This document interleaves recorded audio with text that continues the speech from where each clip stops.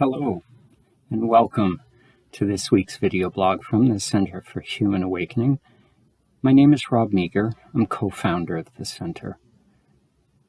Again, this video blog, I'll share a continuation of a reading from the last time, and it's a reading from Richard Harvey's book, Your Essential Self.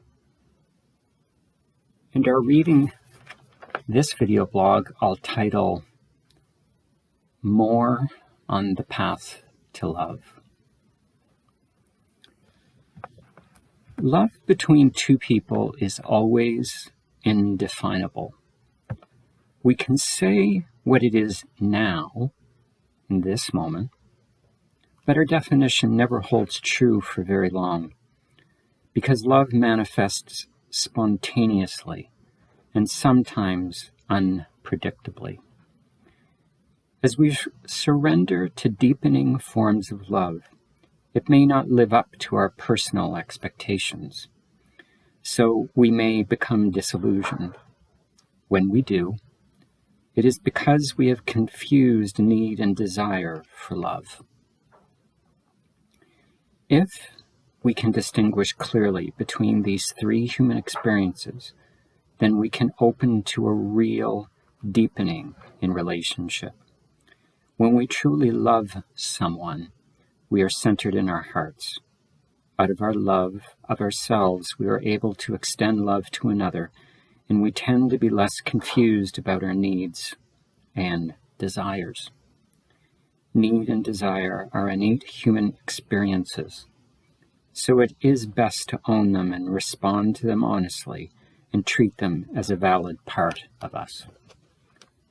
Sometimes simply sharing our needs and desires openly with our partner will take some of the urgency out of our demands. Making need and desire transparent lessens the darkness in which they are repressed. Many of us feel ashamed of our needs and desires. Needs persist whether love is present or not. If we can't answer the question, what do I want and what do I need, and be open and clearer about what we really want, we cannot grow and flourish in a truly successful relationship. To grow in our relationships, we must address the issue of time seriously because of the complex demands on us. Too much time spent in outward pursuits can lead to neglecting the relationship, which needs our time and care to grow. Relationships do not just happen, and they do not survive neglect. Making time for intimacy, sharing, and deepening enables our relationships to grow and thrive. Considering how we balance our time is essential for the health of a growing relationship. How do we find time for ourselves, time to be together, and time to fulfill our responsibilities in the world? We must work at achieving a balance, structuring our time in a disciplined way between these three basic needs, and being aware when we are out of balance is enough.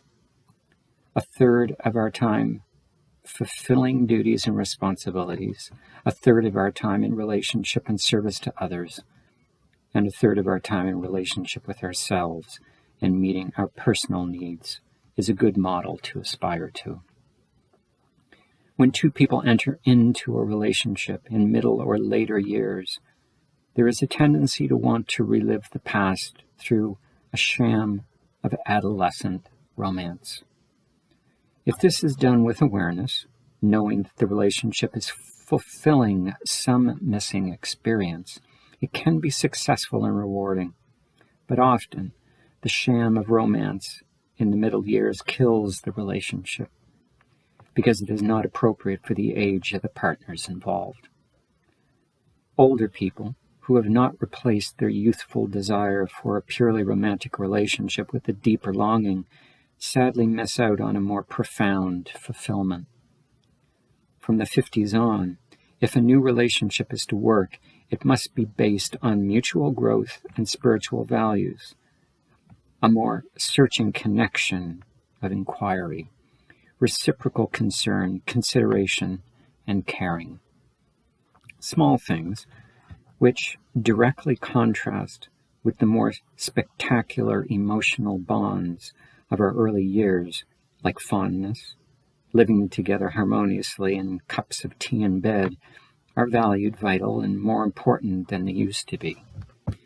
While our partner may still be a sensuous and sexual partner, he or she is also now more than ever a companion in love, a fellow traveler to that far horizon that is closer than ever before.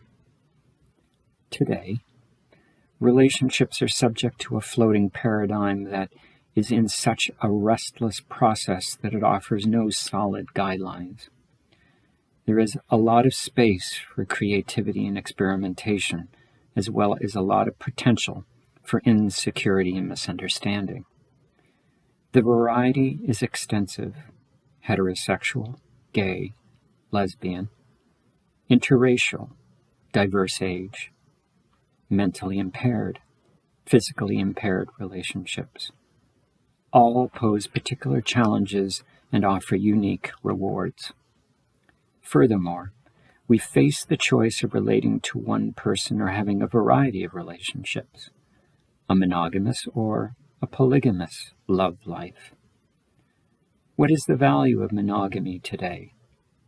Unfortunately, many examples of monogamy are based on the fear of ending the relationship that stems from cultural expectations and morals dating back hundreds of years.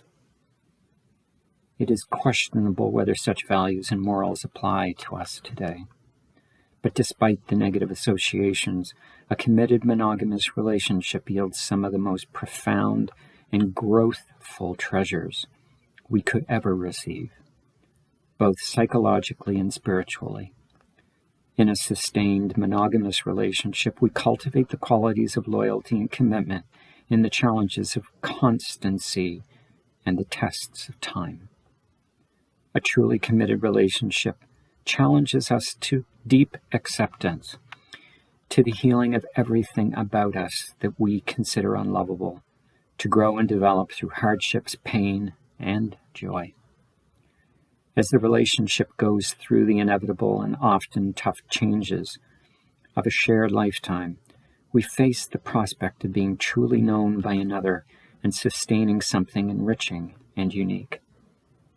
Ultimately, we can meet the test of deepening in love to such a degree that we are no longer separate, no longer on our own.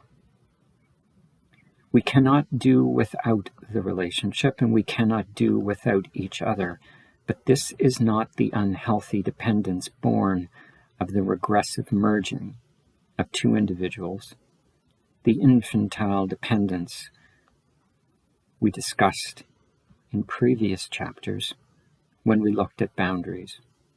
Rather, it is our heart surrendering to the liberating path of deep intimacy. Our happiness is bittersweet because we know that we will have to leave each other someday. With profound, wise foolishness, we love rather than refuse to love. We can no more deny the stirrings of our hearts than we can renege on our humanity or our spirit.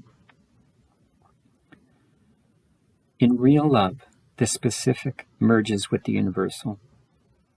The boundaried individual leads us to unboundaried freedom.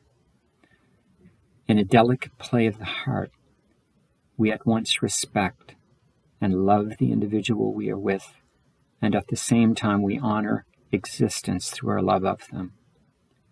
Our love is both personal and impersonal, both individual and transcendent.